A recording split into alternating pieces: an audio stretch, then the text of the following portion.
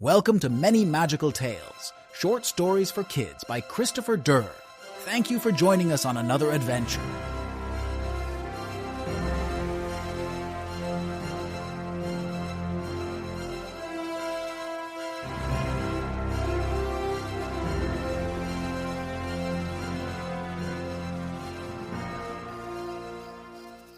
On the outskirts of a sleepy little town, where the moon hung low and the wind whispered secrets through the trees, there was a pumpkin patch.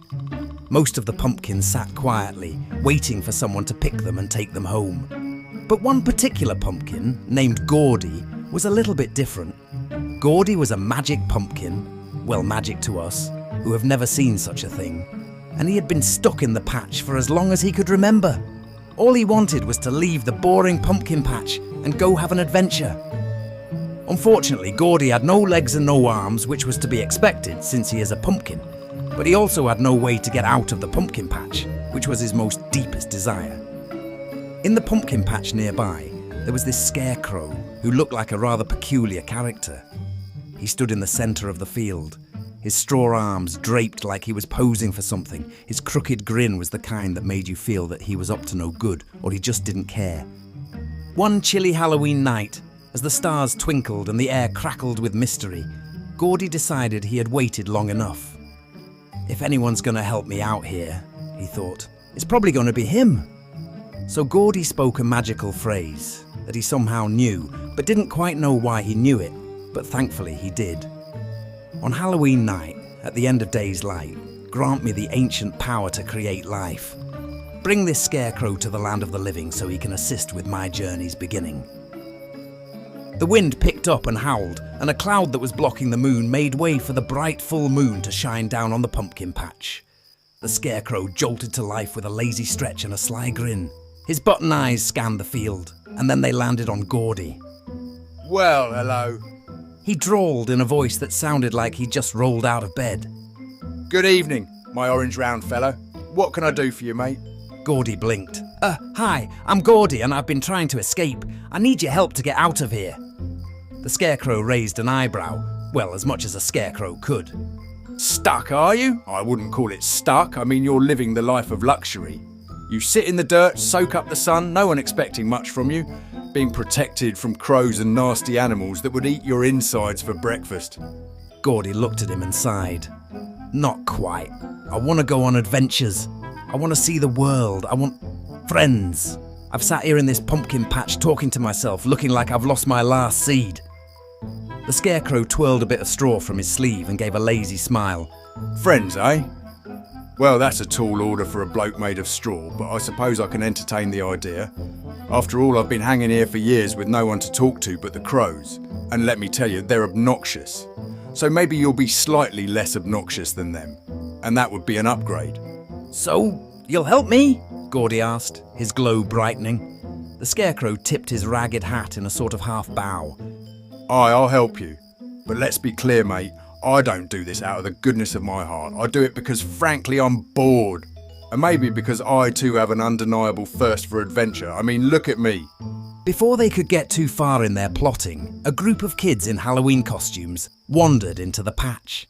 Dressed as witches, superheroes and skeletons, they were searching for pumpkins, completely unaware that talking pumpkins like Gordy even existed.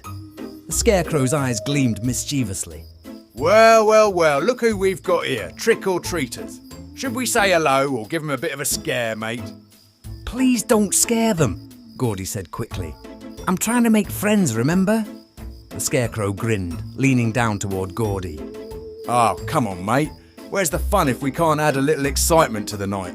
I'm not saying we terrify them, just a bit of a spook. A sprinkle of theatrics, if you will. Don't you want to start the adventure off on an exciting foot? Before Gordy could protest, one of the kids spotted the glowing pumpkin and gasped. Look, that pumpkin's glowing! Another kid dressed as a pirate pointed at the scarecrow. And the scarecrow! It's moving! The scarecrow turned to Gordy with a smirk. Right, showtime. He spread his arms wide and took a wobbly step forward, his movements all exaggerated and theatrical. Well, hello there, humans. Happy Halloween and welcome to the pumpkin patch of doom. He said with a smirk, with a bow that was somewhere between elegant and absurd. I'm here to make sure you have a night to remember. The kids stared, frozen in place, unsure if they should scream, laugh, or both. Gordy groaned. Could you please try to be a bit more, friendly? The Scarecrow gave him a lopsided grin. Friendly? Mate, you wound me. This is me being charming. One of the braver kids stepped forward. Are you really alive? Like living alive? This isn't some trick like animatronics or something. The Scarecrow raised his arms dramatically. Oh, alive is such a strong word, my lad. I prefer animated. It's a better fit for someone with my charming disposition. The kids exchanged nervous glances, and Gordy could see this was heading in the wrong direction. He rolled his eyes, or at least tried to, as much as a pumpkin could. Look, we didn't mean to scare you. My name's Gordy, and this is, well, he doesn't really have a name, but he's... I am the Scarecrow extraordinaire. The Scarecrow interrupted, twirling a bit of straw like a mustache.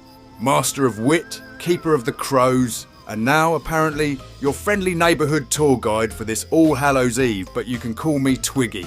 The kids hesitated for a moment, but then the smallest one, dressed as a ghost, stepped forward and smiled. I think he's funny. The Scarecrow leaned down and winked at the ghost. Smart lad, that one. Clearly a connoisseur of quality Scarecrow humour and charm. The Scarecrow said, I'll tell you what, me and my pumpkin friend Gordy are going to make you guys the offer of a lifetime. We will travel with you and go trick-or-treating, and in exchange for us helping you scare everyone you come across, you will help get my friend Gordy here to the nearest train station or bus stop so he can go explore the world. Do we have a deal? The kids were enthusiastic and immediately said yes. This is going to be great, one of the kids said. Let's give this neighbourhood a Halloween to remember. As the kids wandered through the darkened neighbourhood, their bags full of candy and their laughter echoing into the cool Halloween night, they stumbled upon a house at the far end of the street. It stood apart from the others, draped in shadows. The windows were dark, the paint peeling, and the trees around it seemed to twist and bend unnaturally. The house looked haunted. One of the kids, dressed as a pirate, stopped in his tracks. Maybe we skip this one, he suggested, his voice shaky. Yeah, definitely haunted, agreed the girl dressed as a witch. No way I'm going up there. Even Gordy, glowing faintly at the back of the group, felt a shiver of unease. Maybe they're right, Twiggy. That place gives me the creeps. But Twiggy, the ever-bold Scarecrow, grinned mischievously. Oh, come on now, you bunch of scaredy cats. What's the fun of Halloween if you don't face a little scare? It's just a house. Probably some old lady who forgot to put out decorations. What's the worst that could happen? I mean, she's more likely to be afraid of us than us of her. The kids exchanged nervous glances, hesitating at the gate.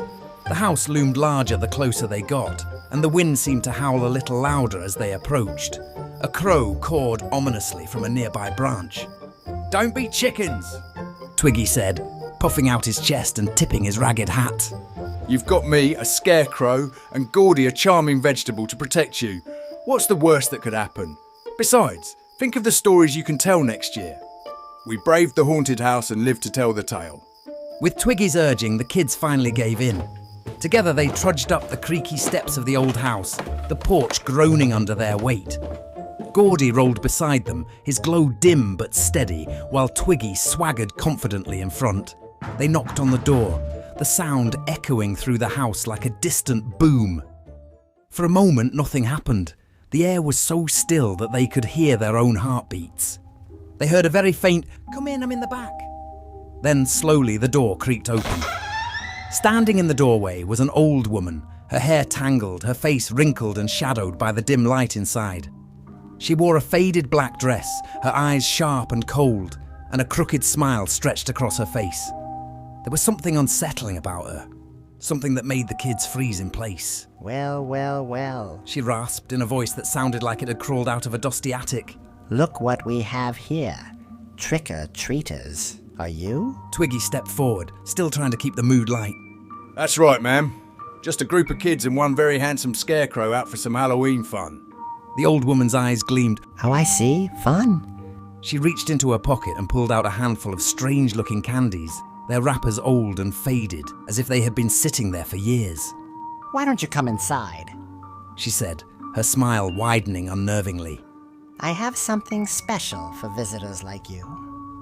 The kids took a step back, their unease growing. The pirate kid whispered, "I don't like this, guys. The witch dress girl clutched her broomstick tightly. She's creepy. Maybe we should go. But the old woman's hand shot out, grabbing the doorframe. Leaving so soon? Oh no, you've come all this way. Besides, She said, her voice dropping to a chilling whisper. It's dangerous to be out on Halloween night, especially this Halloween night. There's magic in the air, magic that can take you away if you're not careful. Gordy's glow flickered nervously, and he glanced at Twiggy. I don't like this, something's off, we should leave. Twiggy nodded slowly, his playful attitude vanishing. I think you're right, mate. The old woman's voice cut through the air. Oh, you should listen to me, dear children. The magic of Halloween is powerful. It can trap you, keep you in places you don't belong. You never know when you'll stumble into something dangerous. Her eyes lingered on Gordy and Twiggy, and suddenly they both realized. She wasn't just talking. She knew about them, the enchanted pumpkin and the living scarecrow. Twiggy moved quickly, stepping between the kids and the woman.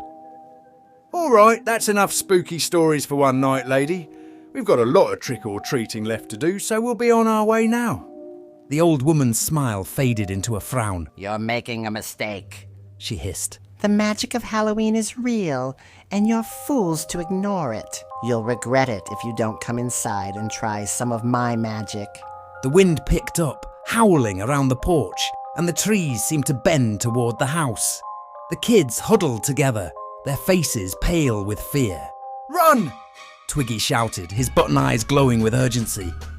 Get back to the pumpkin patch. The kids bolted, their candy bags flapping as they raced down the steps. The old woman reached out as if to stop them, but Gordy rolled forward and let out a burst of light, momentarily blinding. Twiggy, let's go! Gordy called. Twiggy, his straw legs moving faster than they ever had, dashed down the path, grabbing Gordy on the way. They hurried back toward the pumpkin patch, the old woman's cackling laugh echoing behind them. The kids didn't stop running until they were safely back in the patch, gasping for breath. They collapsed in the soft earth, their hearts still pounding. Twiggy, catching his breath, shook his head. I told you it would be an adventure, didn't I? He said with a weak grin. One of the kids, still shaken, looked up at him. Was she really a witch?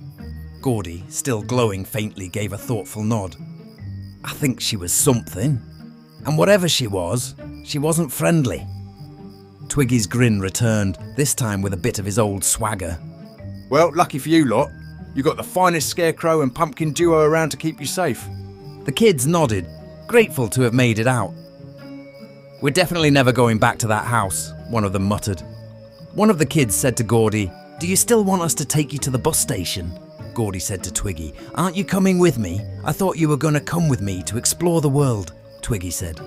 I don't think I could do that. I like you, and we've had a good adventure tonight, but I can't just leave my job. I can't just leave my post. It's my job to keep the crows away from the field, and if I'm gone, then who's going to be around to help? I don't want to abandon my post.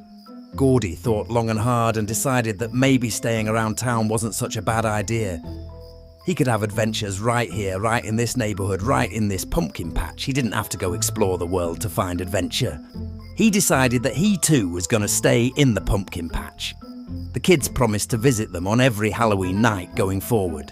And every Halloween night, the kids returned as Gordy and Twiggy came back to life to have a Halloween adventure. The end. Thank you for tuning in to The Scarecrow and the Pumpkin, presented by Many Magical Tales.